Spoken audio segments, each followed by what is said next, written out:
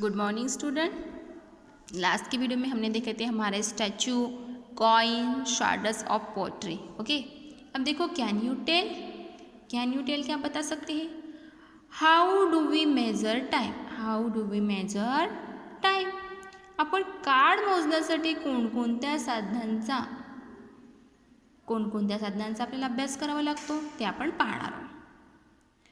To understand time, we divide it into second, minutes, hours, day and night, fortnight, month, year. काळ समजण्यासाठी आपण त्याचे विभाजन करतो. कशामध्ये? सेकंडमध्ये, मिनिटमध्ये, आवर म्हणजे तासामध्ये, डे अँड नाईट रात्रीमध्ये, दिवसामध्ये, त्याच्यानंतर महिन्यामध्ये आणि वर्षामध्ये आपण त्याचं कशात विभाजन करतो? आपल्याला काळ समजण्यासाठी आपण त्याचं विभाजन करतो. कशामध्ये? सेकंडमध्ये, मिनिटमध्ये, तासामध्ये, त्याच्यानंतर मंथमध्ये आणि इयरमध्ये आपण त्याचं विभाजन करतो. का? कारण आपल्याला काळ समजला पाहिजे म्हणून. In this way time can be measured water clock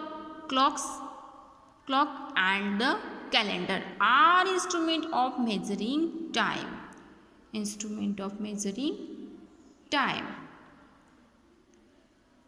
आणि आता काळ आपणास मोजता येतो. ओके, त्याच्यासाठी आपण कशाचा उपयोग करतो? वॉटर क्लॉकचा.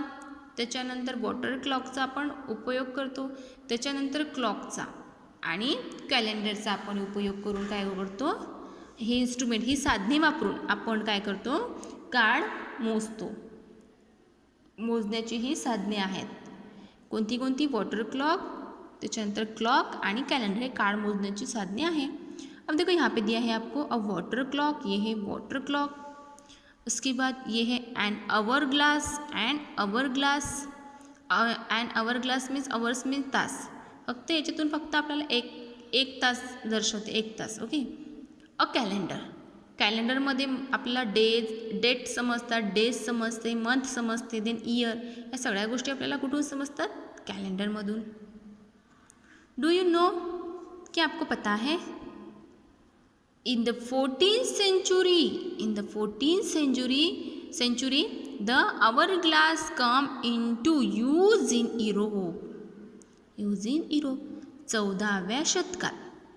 केव्हा? 14व्या शतकात युरोपमध्ये अवरग्लासचा काय झाला?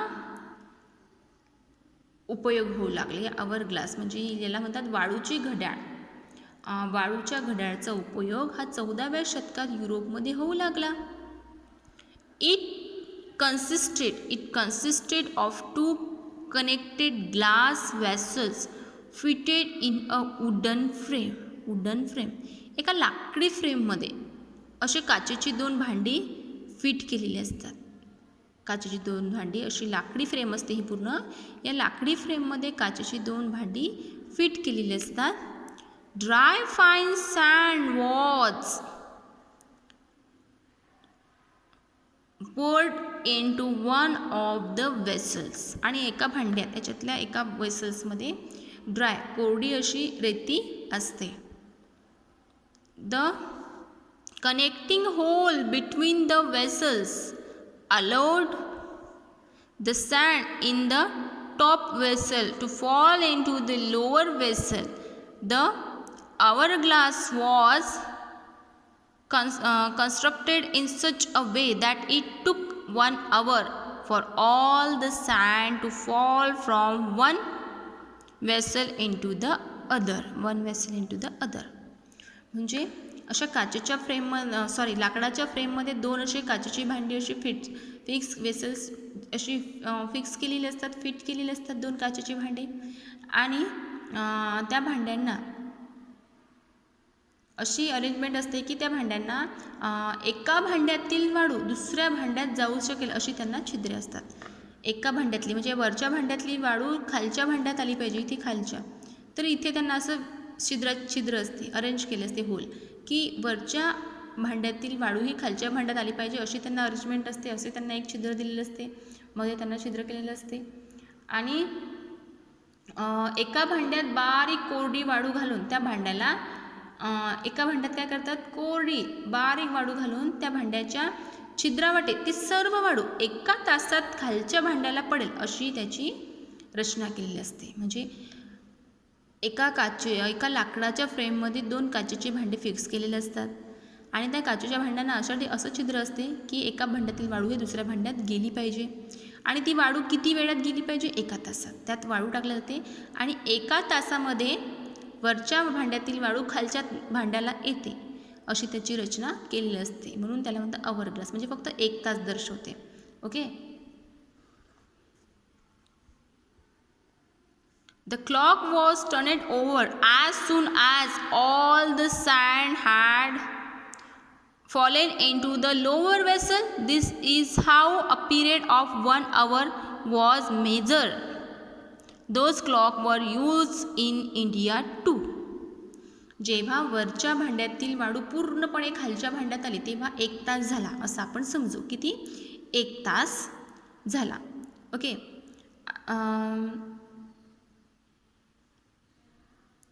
सर्व वाळू खालच्या भांड्यात जर पडल्याबरोबर, म्हणजे वरच्या भांड्यातील वाळू जर सर्व खालच्या भांड्याला पडल्याबरोबर काय करायचं, लगेच घड्याळ उलटं करायचं.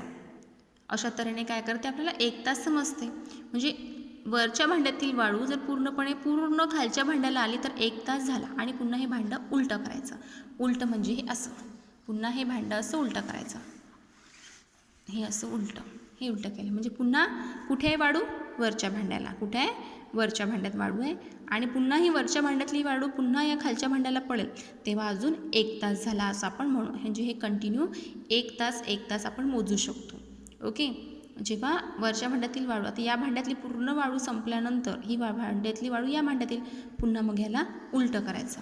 ओके. त्याला उलटं करायचं आणि आपल्या तिथून काय होते, 1 तास. आणि ही जी घड्याळ आहे ही भारतातही वापरात होती.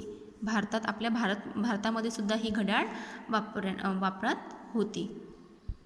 अब देखो यहाँ पे क्या दिया, try this, stick photograph of yourself from the past and present in the frames below. In the frame of the future, draw a picture of what you will look like in 20 years. देखो, past, present and future. I was like this when I was a baby. आपको क्या करना है, आपल्या भूतकाळातील आणि वर्तमान काळातील तुमचे फोटो खाली दिलेल्या चौकटीत आपल्याला चिटकवायचे आहे. भूतकाळाच्या भविष्यकाळाच्या चौकटीत तुम्ही 20 वर्षानंतर कसे असाल याची कल्पना करून चित्र काढायचं आहे. म्हणजे ही जी फ्रेम आहे ही आपण करू शकतो का, फ्युचर म्हणजे 20 वर्षानंतर तुम्ही कसे दिसाल हे तुम्हाला माहिती आहे का, नाही, पण तुम्ही इमॅजिन करू शकता आणि इथे तुमचं पिक्चर काढू शकता की 20 वर्षानंतर तुम्ही कसे दिसाल. इथे तुमचा फोटो लावू शकता. ओके. इथे तुम्हाला तुमचा फोटो लावायचा पास्टमधला. पास्ट म्हणजे तुम्हाला तुमच्या भूतकाळ म्हणजे जेव्हा तुम्ही लहान होते, आय वॉज अ बेबी म्हणजे तुमच्या लहानपणीचा फोटो तुम्हाला इथे लावायचा आहे. Present, now I am like this. Present म्हणजे वर्तमान काळ, आत्ता सध्या, आत्ताचा तुमचा फोटो इथे लावायचा आहे तुम्हाला. त्याच्यानंतर इथे कोणता फोटो लावायचा आहे, इथे फक्त इमॅजिनरी ड्रॉइंग. फक्त तुम्ही इमॅजिन करा की 20 वर्षानंतर तुम्ही कसे दिसाल ते चित्र काढायचं आणि इथे तुम्हाला पेस्ट करायचं, इथे चिटकवायचं है. ओके. ये आपको एक्टिविटी है, ये होगा आपका होमवर्क और ये पैराग्राफ आप यहाँ तक रीड करके रखेंगे. ओके.